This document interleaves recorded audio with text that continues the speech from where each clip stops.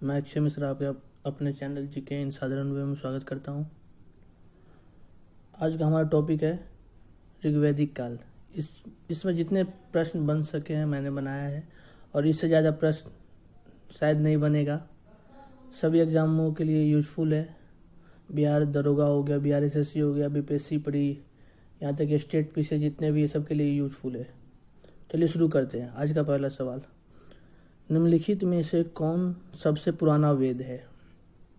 तो सबसे पुराना वेद ऋग्वेद है, हम लोगों को पता है, इसमें कोई बड़ा बात नहीं है। अगला क्वेश्चन, मिलान करिए। ए में ऋग्वेद, अथर्ववेद, यजुर्वेद, सामवेद। ठीक है, तो ऋग्वेद का क्या हो जाएगा? ऋग्वेद का हो जाएगा आपका औषधि, एक अथरी हो जाएगा। औषधि का डील करता है ये, उसके बारे में भी ये बात का ऋग्वेद में औषधि का प्रमाण मिलता है। अथर्ववेद, अथर्ववेद का क्या हो जाएगा? भजन और प्रार्थना, बी का 1 हो जाएगा। यजुर्वेद, यजुर्वेद में किसका बोलता है? अनुष्ठान और बलिदान का बात होता है। ठीक है। और सामवेद, सामवेद में होता है संगीत का, ये हम लोग को पता ही है। ठीक है। थर्ड नंबर देखिए, ऐतरेय ब्राह्मण से संबंधित है। ऐतरेय ब्राह्मण, ऐतरेय ब्राह्मण किससे संबंधित है? ऐतरेय ब्राह्मण संबंधित है ऋग्वेद से, 3 का बी हो जाएगा। ठीक है, इसका ब्राह्मण होता है। ठीक है, जैसे ऋग्वेद का ब्राह्मण है ऐतरेय ब्राह्मण है, कौशिकी ब्राह्मण है। यजुर्वेद का ब्राह्मण है शतपथ हो जाएगा, तैतरीय हो जाएगा। सामवेद का है पंचविश हो गया, जैमिनिया हो गया। ठीक है, अथर्ववेद का ब्राह्मण है गोपथ। ये आपको मतलब पढ़ना पड़ेगा, रटना पड़ेगा। बस आप हमको सुनते रहिए। मेरा काम है आपके दिमाग में जहाँ तक हो सके, मेरा काम है आपके दिमाग में प्रवेश करवाना। ठीक है, अगला क्वेश्चन देखिए,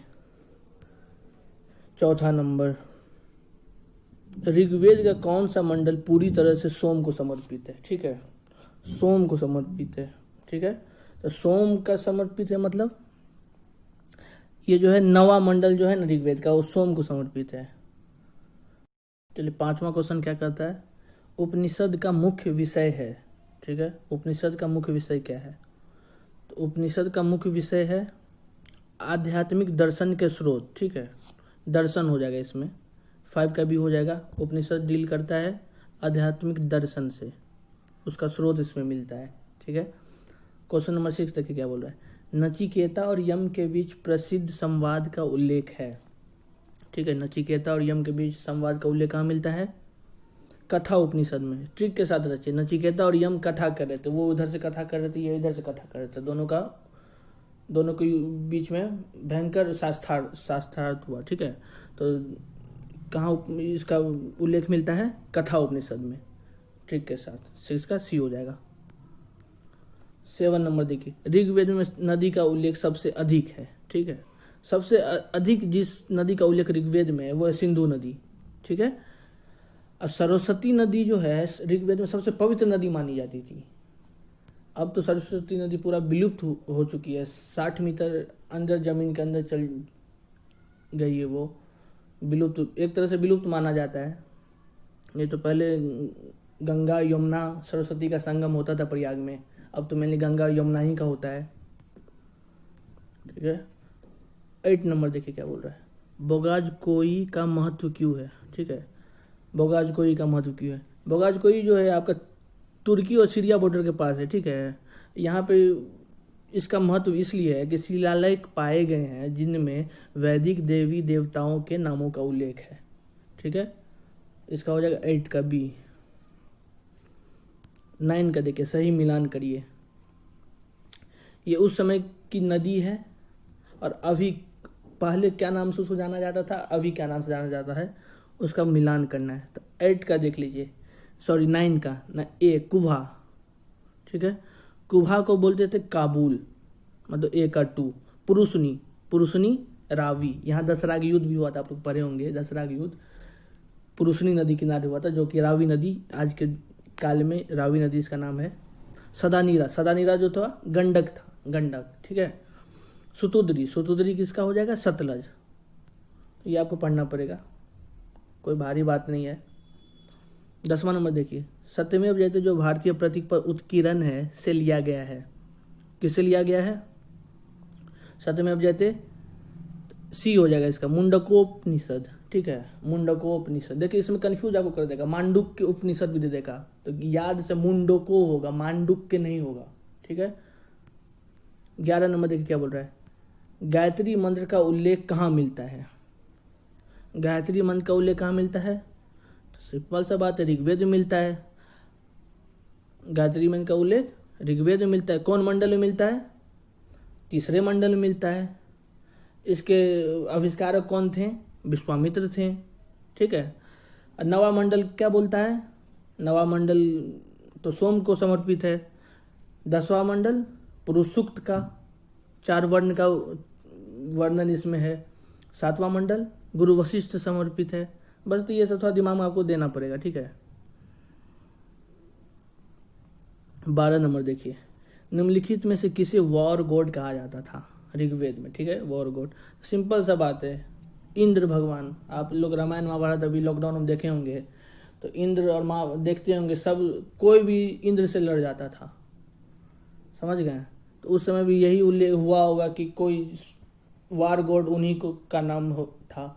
उसके दृष्टि से देखे तो वार गॉड इंद्र को कहा जाता है। बस ट्रिक एक याद करने के लिए मैंने ये बोला है। 13 नंबर, तमसो माँ ज्योतिर्गमय का मूल रूप से उल्लेख किया गया है। ठीक है, तमसो माँ ज्योतिर्गमय का उल्लेख कहाँ किया गया है? उपनिषद में। ठीक, इसका हो जाएगा 13 का ए। 14 देखिए, 14 नंबर क्या बोल रहे हैं, दशराग युद्ध जो है का वर्णन किस नदी के किनारे पर मिलता है? दशराग युद्ध मैंने आपको बोला था, पुरुषनी नदी, जो कि उस समय पुरुषनी नदी थी, आज के समय ये रावी नदी के किनारे थी है। ठीक है, ये मेनली लड़ा गया था दशराग युद्ध सुदास और भरत किंग के, भरत राजा थे, भरत कुल के राजा थे, त्रिशु के फैमिली के बीच। ठीक है, ये लड़ा गया था आपका मेनली। यव 15 नंबर क्वेश्चन देखिए, यव जिसका कि ऋग्वेद में उल्लेख मिलता है, यव क्या था? जौ। ठीक है, इसका आंसर हो जाएगा जौ, जो जिसको कि बार्ली भी बोलते हैं। ठीक है, तो ऋग्वेद में यव का मतलब होता था जौ, आज के युग में उसको बोलते हैं बार्ली। चलिए, कुछ ये तो खत्म हो गया, और थोड़ा देखते हैं। जैसे वेद है, ठीक है, उसका उपवेद, ऋग्वेद का ऋग्वेद वेद है, उसका उपवेद क्या हो जाएगा? आयुर्वेद। सामवेद का उपवेद गंधर्ववेद। यजुर्वेद का उपवेद धनुर्वेद। अथर्ववेद का उपवेद शिल्पवेद। ठीक है, अब वेद तो है, ठीक है, अब उसका जैसे उसका यजमान भी, उसका पुजारी भी होता है। तो ऋग्वेद का पुजारी कौन थे या यजमान को क्या कहा जाता था? होत्री। सामवेद के पुजारी या यजमान को क्या कहा जाता था? उद्गात्री। यजुर्वेद के पुजारी या यजमान को क्या कहा जाता था? अध्वर्यु।